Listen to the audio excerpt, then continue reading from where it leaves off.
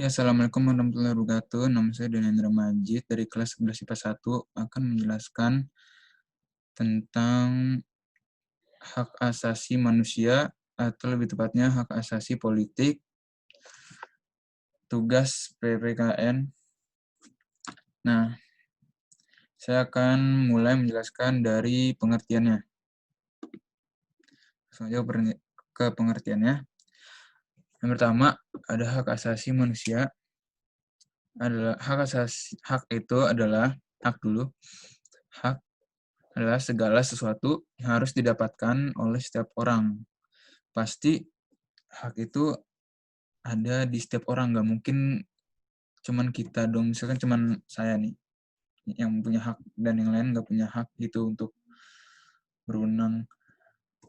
Nah, itu nggak bisa, pasti semuanya punya hak. Dari kita lahir, kita itu udah punya hak.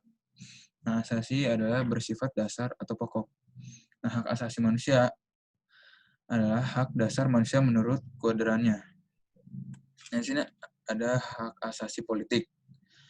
Hak asasi politik adalah sebuah hak yang dimana untuk ikut adil dan berperan dalam sebuah bentuk pemerintahan yang ada pada sebuah negara. Kemudian, hak pilih yang dimana maksud dari hak asasi politik di sini adalah sebuah bentuk dari hak yang dimana digunakan untuk dipilih. Nah, kita lanjut ke ciri-ciri hak asasi manusia. Ciri-cirinya ada tidak dapat dicabut atau tidak dapat dihilangkan oleh siapapun. Itu yang satu. Yang kedua, tidak dapat dibagi. Maksudnya ciri-cirinya, maksudnya itu yang tidak dapat dibagi itu hak kita tuh punya kita sendiri. Kita nggak bisa bagi ke orang lain. Nah, yang ketiga ada hakiki.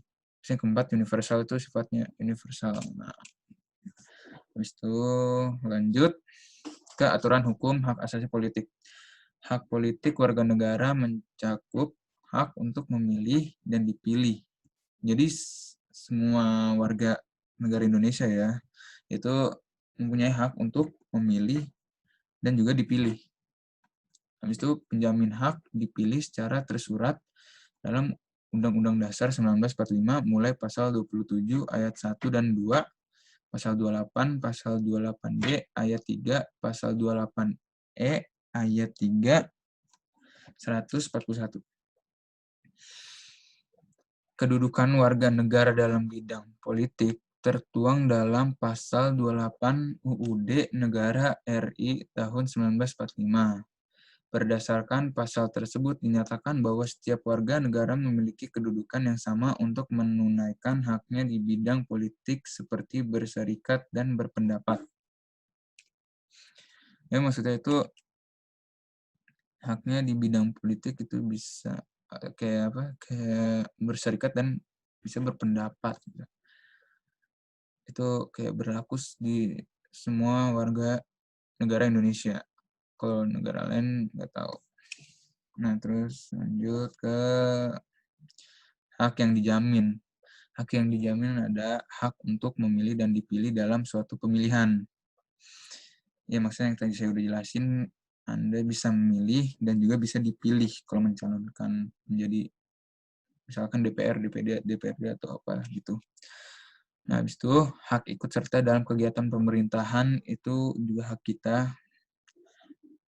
untuk ikut serta dalam kegiatan pemerintahan. Nah, terus yang tiga ada hak membuat dan mendirikan partai dan organisasi politik. Itu maksudnya apa? Kita bisa buat, bukan bisa. Itu hak kita untuk membuat partai. Misalkan partai Golkar, partai apa kayak itu partai. Pokoknya itu kita bisa, dan juga buat organisasi politik bisa. Habis itu yang keempat, yang terakhir ini ada hak membuat dan mengajukan usulan petisi. Nah, habis itu lanjut. Kasus yang terlibat dalam hak asasi politik. Kasus pelanggaran hak politik yang pernah terjadi di Indonesia adalah pada pemilihan umum anggota DPR, DPD, dan DPRD tanggal 9 April 2009. Saat Refli Harun dan Maheswara Bandono tidak dapat memilih karena tidak tercantum dalam daftar pemilih tetap atau DPD. Sebagaimana diatur pasal 20 Undang-Undang Nomor 10 Tahun 2008 tentang pemilihan umum anggota DPR, DPD, dan DPRD. Namun, akhirnya keduanya menguji ketentuan pasal 28 dan pasal 111 ayat 1 Undang-Undang Nomor 42 Tahun 2008 tentang pemilihan umum presiden dan wakil. Kemudian, akhirnya Mahkamah Konstitusi melalui putusan nomor 102 PUU 7 2009 tanggal 6 Juli 2009 membolehkan penggunaan KTP, kartu keluarga, atau paspor dalam penggunaan hak pilih dalam pemilu presiden. Lanjut. Ini yang terakhir, ada upaya mengatasi pelanggaran hak asasi politik. Di sini ada meningkatkan sebuah profesionalisme dalam lembaga keamanan.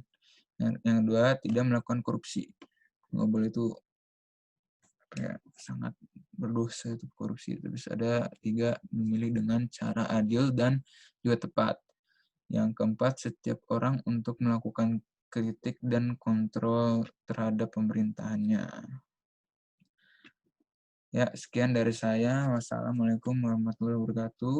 Maaf jika ada salah ngomong. Ya, assalamualaikum warahmatullahi wabarakatuh.